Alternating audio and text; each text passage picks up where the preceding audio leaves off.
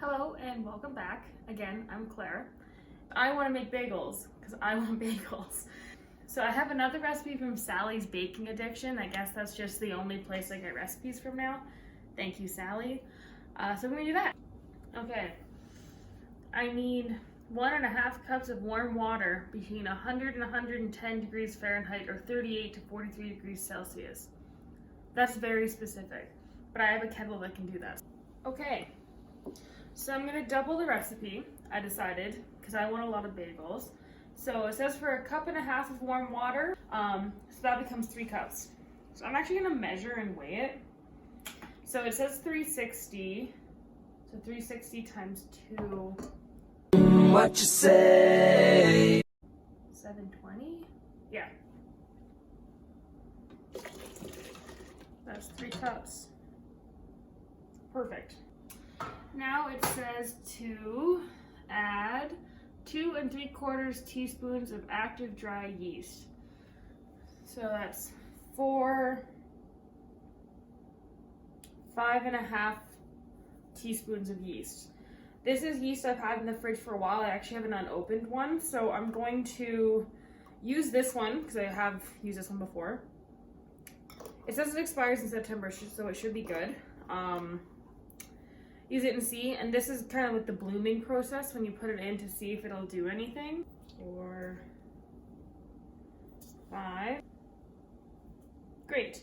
That's a lot of yeast. So I'm just gonna sprinkle in just like that much. It just gives the yeast a little bit of food to start metabolizing it because it's a live thing, so it's gonna bloom, make carbon dioxide. So I'm just gonna stir this together. Okay, 5 minutes is up. I am now 5 minutes older. It hasn't really bloomed. It kind of just looks like dirty water, but I can see the yeast kind of like moving and bubbling inside of it, so I know it's alive. I may or may not regret doubling this in one bowl. I read further and I realized I have to put 8 cups of flour into here, so we're gonna see how that goes.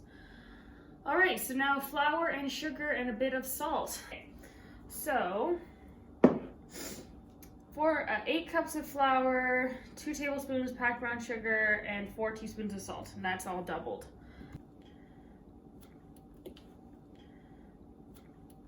Oh my god! 2.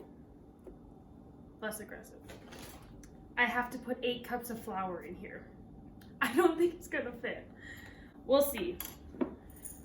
Okay, lots of salt in there, 4 teaspoons worth.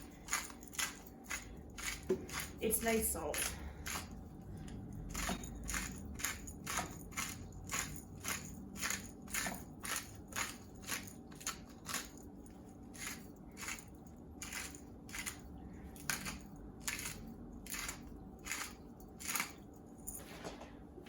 The return of my small child. And we are gonna do 8 cups of flour, and it's gonna be a regret. 4. That's only half. Oh my god. 8. So that's 8 cups of flour in there. Good lord. I'm sure you can see the pile of flour in here. It's tall. It's thick. I'm wondering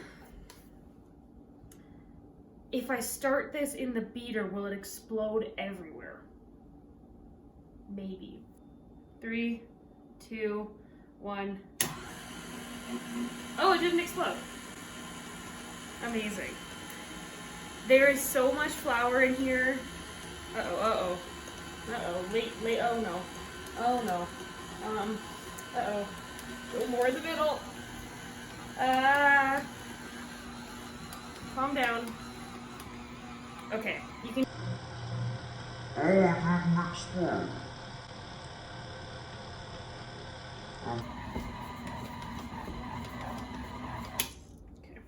I always end up adding a bit more water into mine. I don't know if that's just because of where I live in Canada. I heard something about altitude and something with water. I don't know. So I'm gonna add a bit more just because I can already tell this is gonna be a nightmare.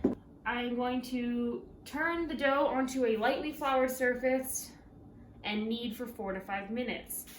Okay, so Please come out. Are you kidding me? Oh my god. Okay, it actually feels pretty good.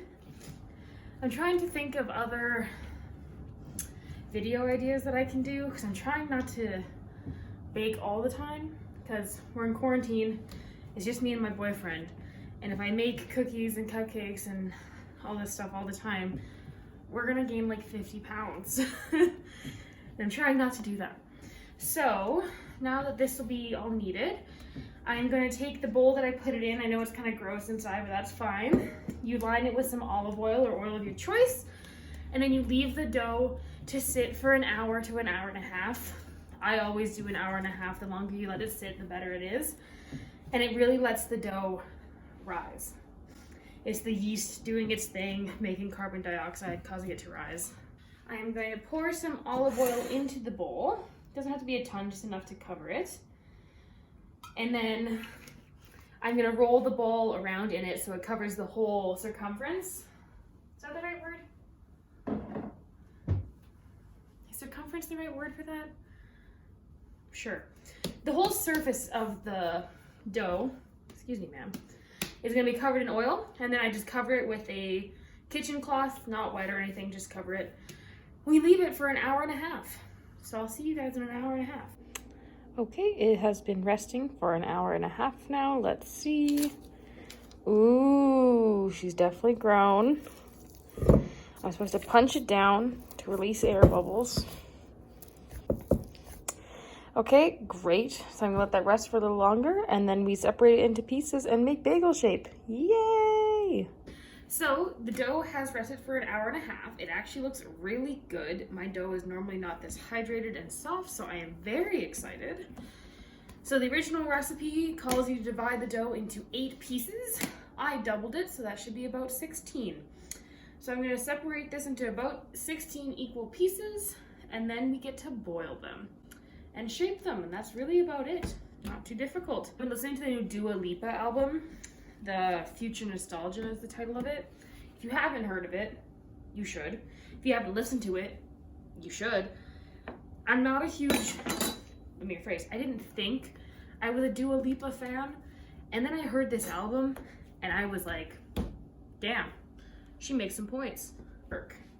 So I'm gonna get the pans out that I have, and then we get to shape these little bundles of dough into bagel shapes. The instructions say to line it with a parchment paper. I think I have some parchment paper, so I'm gonna do that. Honestly, okay. Prior to making these bagels, I was in like a meh mood today. I just didn't have a lot of energy, I was feeling kind of low. But now that these babies are looking so good,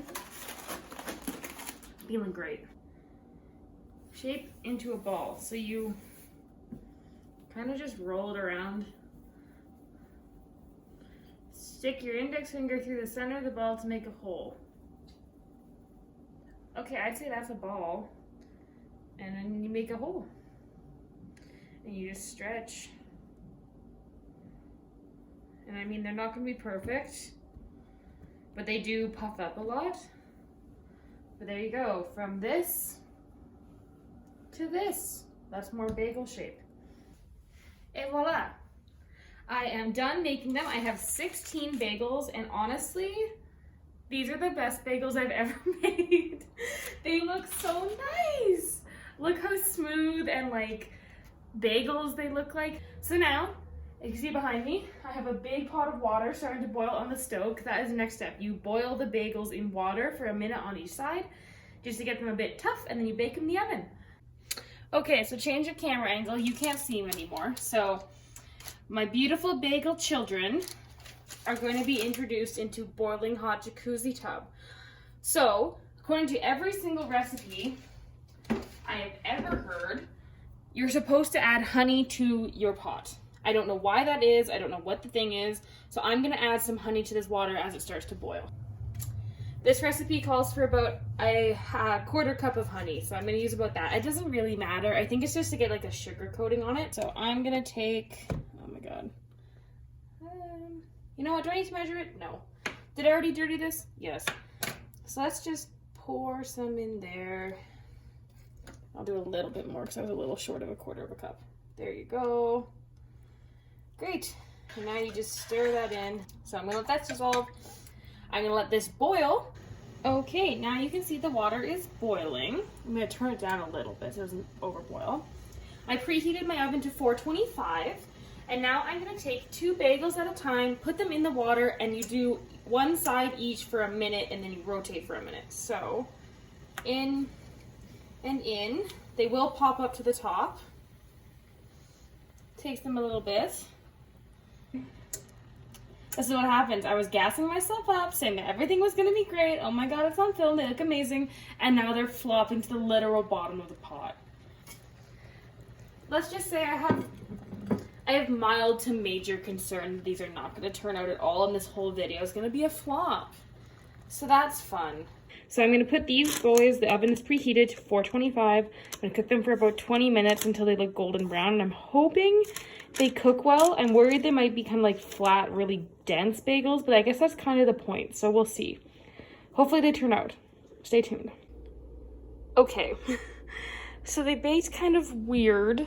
Different spots definitely have like different amount of darkness, but I mean, like, the overall texture is good. They're firm. They might not be the most beautiful, but maybe they're good.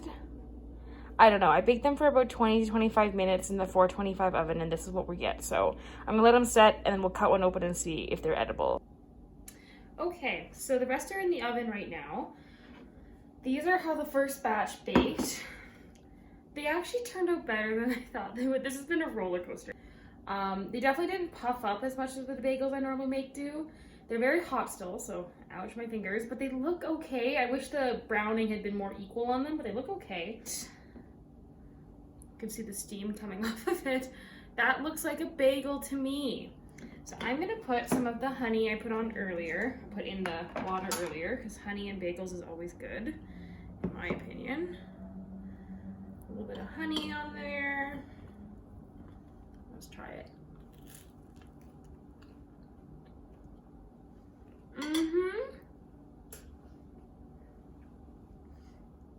The outside might be a little crispy just because I think because it didn't rise. Oh, the honey myself. Because it didn't rise, it got boiled on both sides the whole time. Like when they float on the top part that's out of the water doesn't get boiled, but